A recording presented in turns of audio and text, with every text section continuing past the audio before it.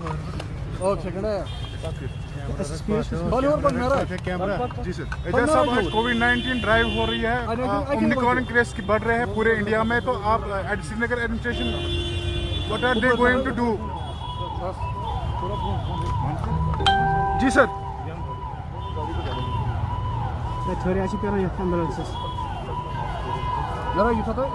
दो को बोलता फोन पर हम मेरा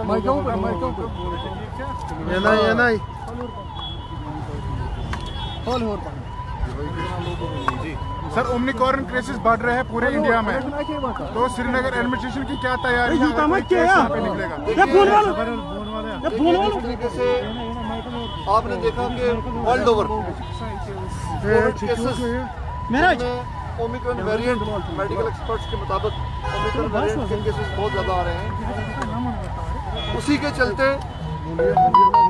हमारे मुल्क में भी काफ़ी जगहों से ओमिक्रॉन वेरिएंट के केसेस रिपोर्ट हो रहे हैं और WHO ने ओमिक्रॉन वेरिएंट को वेरिएंट ऑफ कंसर्न डिक्लेयर किया है। हमारे मेडिकल एक्सपर्ट्स ने ओमिक्रॉन वेरिएंट को वेरिएंट ऑफ कंसर्न डिक्लेयर किया है।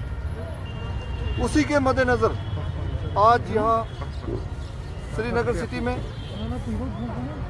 यहाँ पर हमने कोविड अप्रोप्रिएट बिहेवियर को इन्फोर्स करने के लिए एक ड्राइव लॉन्च की है, जिसमें मेरे साथ SSP श्रीनगर भी मौजूद हैं। हम लोगों ने मिलकर एक तो लोगों को ये बताने की कोशिश की है, खासकर जो क्राउडेड प्लेसेस हैं तो वहाँ पर कोई भी शख्स मास्क के बगैर ना मिले, और जो वॉलंटियर टीम्स है हमारी, उन्होंने मास्क भी डिस्ट्रीब्यूट किए हैं। इसके अलावा वैक्सीनेशन पर काफ़ी ध्यान दिया जा रहा है। जिन लोगों का सेकंड डोज ड्यू है, उनको सेकंड डोज एडमिनिस्टर करने के लिए हमारी मेडिकल टीम्स पूरे तरीके से मुस्तैद हैं। आज की डेट में अगर हम पिछले लगभग 2 साल से भी ज़्यादा अरसा गुजर जाने के बाद हमें और हर किसी को ये मालूम है कि कोविड की जो थ्रेट है वो कितनी ग्रेव है, और जब जब हम ये इस बात पर यकीन रखने लगते हैं, हमें खुशफहमी होने लगती है, या यूँ कहिए गलतफहमी होने लगती है कि अब वायरस यहाँ से भाग गया है, केसेस कम हो रहे हैं। तभी जब हम ढील बरतते हैं, कोविड अप्रोप्रिएट बिहेवियर का वायलेशन करते हैं, तो केसेस और ज़्यादा बढ़ जाते हैं। लिहाजा मैं आप सबके ज़रिए ये तमाम श्रीनगर वासियों से गुजारिश करना चाहता हूँ, मोतबाना अपील करना चाहता हूँ कि कोविड अप्रोप्रिएट बिहेवियर हमारे लिए आज के स्टेज पर बहुत ज़रूरी है। अगर हम ऐसा नहीं करेंगे, पूरे शहर के अंदर अगर एक शख्स भी, किसी मार्केट की आप एग्जांपल ले लीजिए, अगर एक शख्स कोविड अप्रोप्रिएट बिहेवियर फॉलो नहीं करेगा, वो पूरे मार्केट के लिए ख़तरा है। इसलिए हमें बहुत ज़्यादा सतर्क रहने की ज़रूरत है। सर, यहाँ पे गवर्नमेंट फंक्शंस होते हैं सर, वहाँ पे सर SOPs की कोई वायलेशन वहाँ पे होती है, तो सर आप भी परमिशन देते हैं सर? देखिए, आपने गवर्नमेंट फंक्शंस की बात की है। आप एक बात समझ चुके होंगे आप भी कि गवर्नमेंट जो काम करती है पब्लिक इंटरेस्ट के लिए करती है, और अगर minimum level of government activities नहीं होगा तो पब्लिक के काम सफ़र करेंगे। इसलिए पब्लिक के वर्क्स को यकीनी बनाने के लिए और पब्लिक इंटरेस्ट में, डिस्पाइट कोविड, आपने देखा होगा कोविड के बावजूद कितने हमारे गवर्नमेंट एम्प्लॉयज़ हैं जिनकी डेथ भी हो गई, कितने गवर्नमेंट एम्प्लॉयज़ हैं जिन्होंने अपने घर वालों को खो दिया, लेकिन किसी ने ये नहीं कहा कि हम पॉजिटिव पेशेंट का ख्याल नहीं रखेंगे, किसी ने ये नहीं कहा कि हम पॉजिटिव पेशेंट के वार्ड में नहीं जाएंगे, ऐसा किसी ने नहीं कहा।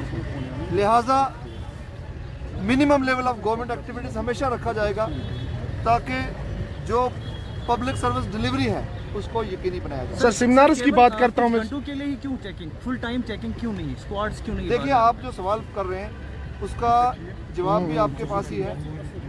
कोविड से, पेंडेमिक से लड़ना सिर्फ किसी एक ऑफिशियल, किसी एक ऑफिसर या एडमिनिस्ट्रेशन का खाली काम नहीं है। आप कह रहे हैं कुछ घंटों की चेकिंग, या 1 दिन की चेकिंग, या 2 दिन की चेकिंग।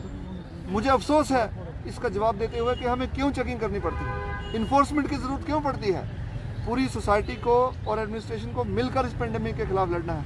एडमिनिस्ट्रेशन अकेले पेंडेमिक के खिलाफ लड़कर लड़ाई नहीं जीत सकती। पेंडेमिक के खिलाफ जंग जीतने के लिए आवाम को खुद सामने आना पड़ेगा और ये इस बात पर यकीन रखना पड़ेगा कि एडमिनिस्ट्रेशन अकेले ये जंग नहीं जीत सकती, बल्कि हर किसी का ये फर्ज है।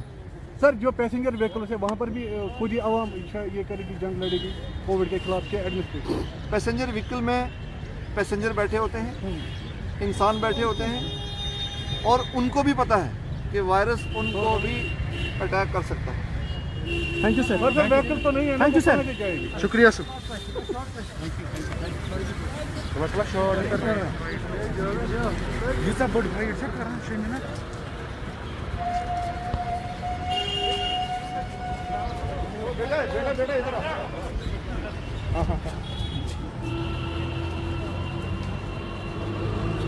बिलाल रोज पास Bilal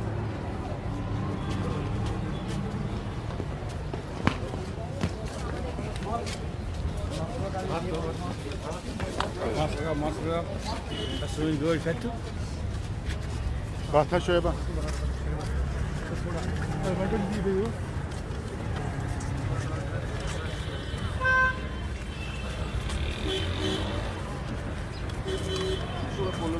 Bak kızıp o zaman. Diğer थोड़ा पीछे गाड़ियाँ रोके चेक करो, गाड़ियाँ दो चार दिन